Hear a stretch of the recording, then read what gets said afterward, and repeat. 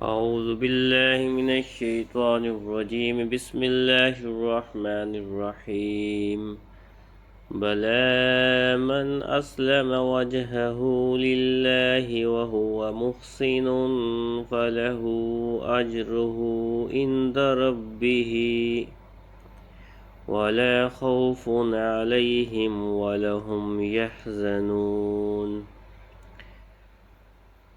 ہاں کیوں نہیں، جس نے اپنا چہرہ اللہ کے لیے جھکا دیا اور وہ نیکی کرنے والا بھی ہو تو اس کا اجر اس کے رب کے پاس ہے، اور ان پر نہ کوئی خوف ہوگا اور نہ وہ غمگین ہوں گے۔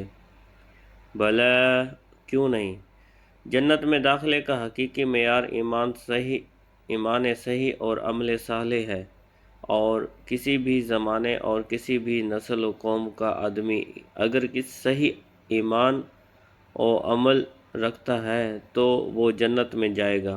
البتہ یہ یاد رہے کہ نبی کریم صلی اللہ علیہ وآلہ وسلم کے اعلان نبوت کے بعد آپ کی نبوت نہ ماننے والے کا ایمان قطعاً صحیح نہیں ہو سکتا، اور کوئی بھی عمل ایمان کے بغیر صالح نہیں ہو سکتا۔ گویا جو حضور پرنور صلی اللہ علیہ وآلہ وسلم پر ایمان رکھے وہ عمل صالح کرے اور وہ جنت کا مستحق ہے۔ چونکہ یہودیوں اور عیسائیوں نے کہا تھا کہ ان کے سوا کوئی جنت میں داخل نہیں ہوگا، تو اس کے جواب میں فرمایا گیا، ان کے علاوہ کوئی جنت میں کیوں داخل نہیں ہوگا، جبکہ اللہ تعالیٰ کا قانون یہ ہے کہ جو بھی ایمان صحیح اور عمل صالح لے کر آئے گا وہ جنت میں داخل ہوگا۔ وقالت اليهود ليست النصارى على شيء وقالت النصارى ليست اليهود على شيء وهم يتلون الكتاب كذلك قال الذين لا يعلمون مثل قولهم فالله يحكم بينهم يوم القيامة فيما كانوا فيه يختلفون۔ اور یہودیوں نے کہا عیسائی کسی شے پر نہیں، اور عیسائیوں نے کہا یہودی کسی شے پر نہیں، حالانکہ یہ کتاب پڑھتے ہیں۔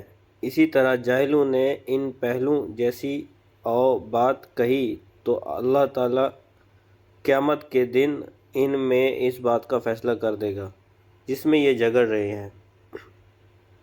قالت الیہود، یہودی بولے، ایک بار نجران کے عیسائیوں اور مدینہ منورہ کے یہودیوں کے علماء کے بارگاہ مصطفیٰ صلی اللہ علیہ وآلہ وسلم میں آپس میں بحث ہو گئی۔ بحث کے دوران دونوں نے خوب شور مچایا۔ یہودی کہتے تھے کہ عیسائیوں کا دین کچھ نہیں، اور عیسائی کہتے تھے کہ یہودیوں کا دین کچھ نہیں۔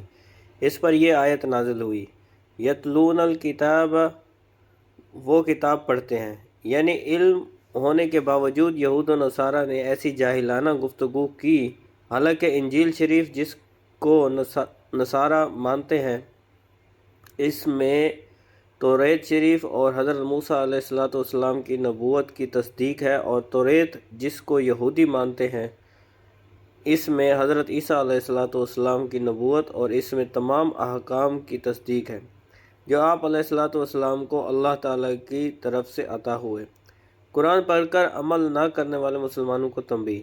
یہودیوں اور عیسائیوں کی اس روش کے بیان میں سید المرسلین صلی اللہ علیہ وآلہ وسلم کی امت کے ان مسلمانوں کے لیے بھی تنبیہ ہے کہ جو قرآن مجید پڑھتے ہیں اور اس میں بیان کیے گئے احکام سے آگاہ بھی ہیں اور اس کے باوجود ان احکام پر عمل نہیں کرتے، اور اگر عمل کرتے بھی ہیں تو فقط ان احکام پر جو ان کی خواہشات کے موافق ہوں، اور جو احکام ان کی خواہش کے موافق نہیں ان پر عمل نہیں کرتے۔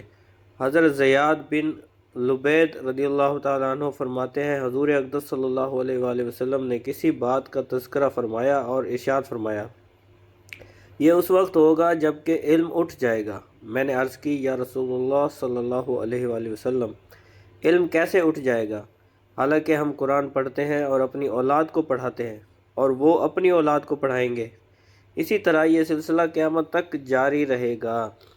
آپ صلی اللہ علیہ وآلہ وسلم نے ارشاد فرمایا، اے زیاد، تیری ماں تجھے گم پائے، میں تمہیں مدینہ کے فہیم لوگوں میں شمار کرتا ہوں۔ کیا یہودی اور عیسائی تورات اور انجیل نہیں پڑھتے؟ لیکن ان میں سے کوئی بھی اس پر عمل نہیں کرتا۔ اسی طرح مسلمان قرآن تو پڑھیں گے لیکن اس پر عمل نہیں کریں گے، اور جو اپنے علم پر عمل نہ کرے وہ اور جاہل دونوں برابر ہیں۔ اللہ تعالیٰ مسلمانوں کو قرآن مجید کی تلاوت کرنے، اسے سمجھنے اور اس کے احکام اور تعلیمات پر عمل کرنے کی توفیق عطا فرمائے، آمین۔ کذالک قال، اسی طرح کہا، اے اہل کتاب کے علماء، کسی کی طرح جاہل بت پرستوں اور آتش پرستوں نے ہر دین کو جھٹلانا شروع کر دیا اور کہنے لگے کہ دین کچھ نہیں۔ انہیں جاہلوں میں سے مشرکین عرب بھی ہیں